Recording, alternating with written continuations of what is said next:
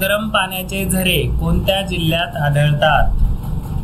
किंवा प्रश्न विचारला जाईल, गरम पाण्याचे झरे ठाणे जिल्ह्यातील कोणत्या ठिकाणी आढळतात? तर त्याचं उत्तर आहे ठाणे जिल्ह्यातील वज्रेश्वरी येथे, आणि जिल्हा जर विचारला असेल तर ठाणे जिल्ह्यात आढळतात। नमस्कार मित्रांनो, ॲग्रीकट्टा यूट्यूब चॅनल मध्ये आपले सर्वांचे स्वागत आहे। आपण जर महाराष्ट्र पोलीस भरतीच्या दृष्टीने जर परीक्षेची तयारी करत असाल तर मागील काही वर्षातील वारंवार विचारले जाणारे प्रश्न या व्हिडिओमध्ये आपण बघणार आहोत। चला मग बघूया। महाराष्ट्रात कोकण प्रदेश, आपल्याला प्रश्न विचारला जाईल, महाराष्ट्रात रिकामी जागा हा प्रदेश उत्तरेकडे डहाणू पर्यंत तर दक्षिणेकडे तेरेखोल खाडीपर्यंत आहे। तर याचं उत्तर असणार आहे कोकण प्रदेश। मित्रांनो, आपल्याला हे प्रश्न पाठच करून ठेवायचे आहेत। यापैकी आपल्याला परीक्षेमध्ये 4 ते 5 प्रश्न बघायला मिळणार आहेत। दुसरा प्रश्न आहे, भारतात सर्वात जास्त कापड गिरण्या महाराष्ट्रात सर्वात जास्त कापड गिरण्या आहेत, असाही प्रश्न परीक्षेत विचारला जाऊ शकतो।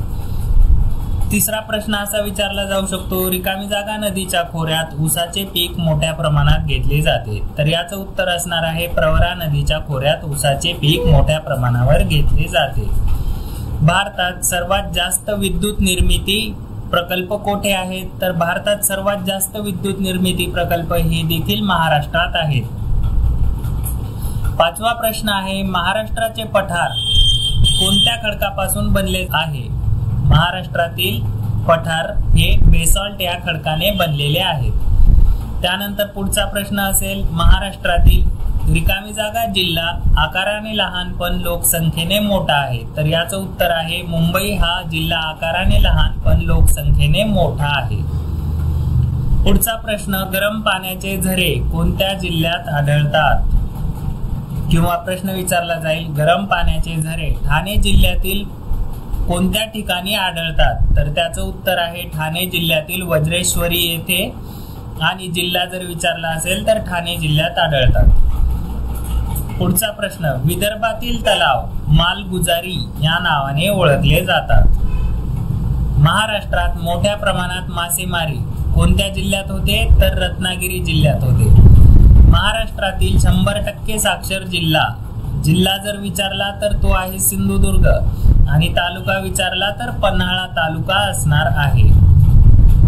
महाराष्ट्रातील तलावांचा जिल्हा म्हटलं की गोंदिया, आणि तलावांचे शहर म्हटलं की ठाणे। महाराष्ट्रात चलनी नोटांचा कारखाना म्हणजे नोट प्रेसिंग कुठे होते? नोट प्रेसचा कारखाना कुठे आहे? तर नाशिक येथे आहे। विदर्भातील रिकामी जागा जिल्ह्यात मोठ्या संख्येने तलाव आहेत। तर विदर्भातील गोंदिया या जिल्ह्यामध्ये मोठ्या संख्येने तलाव आहेत। भारतात सर्वात जास्त आवर्षणग्रस्त जिल्हा तर तो आहे अहमदनगर। महाराष्ट्रात रिकामी जागा जिल्ह्यात लोकसंख्येची घनता सर्वात कमी आहे। तर महाराष्ट्रात गडचिरोली या जिल्ह्यामध्ये लोकसंख्येची घनता सर्वात कमी आहे। महाराष्ट्रातील पश्चिम घाटाला रिकामी जागा म्हणून ओळखले जाते। तर पश्चिम घाटाला सह्याद्री म्हणून ओळखले जाते। भारतात सर्वात जास्त कापड गिरण्या महाराष्ट्रात आहेत।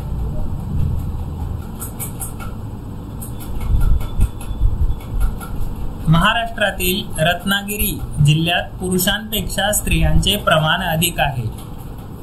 मित्रांनो, यावर्षी इलेक्शन होत आहे, त्यामुळे आपल्याला यावर प्रश्न विचारला जाऊ शकतो।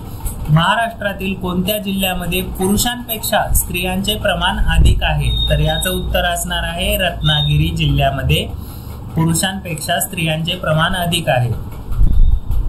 महाराष्ट्रातील पहिला सहकारी साखर कारखाना कुठे आहे?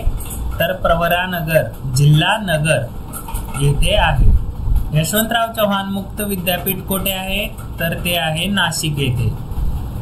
पुणे ही कोणाची राजधानी होती? तर पुणे ही पेशव्यांची राजधानी होती, किंवा असंही विचारलं जाऊ शकतं, रिकामी जागा ही पेशव्यांची राजधानी आहे। त्यानंतर नॅशनल डिफेन्स अकॅडमी कुठे आहे? तर खडकवासला येथे आहे। महाराष्ट्र राज्यात तोफखाना प्रशिक्षण शाळा तोफखाना प्रशिक्षण शाळा कुठे आहे तर देवळाली, जिल्हा नाशिक येथे. भारतातील पहिले पक्षी अभयारण्य कोठे आहे तर ते आहे कर्नाळा, रायगड येथे आहे. महाराष्ट्रातील सर्वाधिक पाऊस आंबोली येथे पडतो, ते कोणत्या जिल्ह्यामध्ये आहे तर सिंधुदुर्ग जिल्ह्यामध्ये आहे.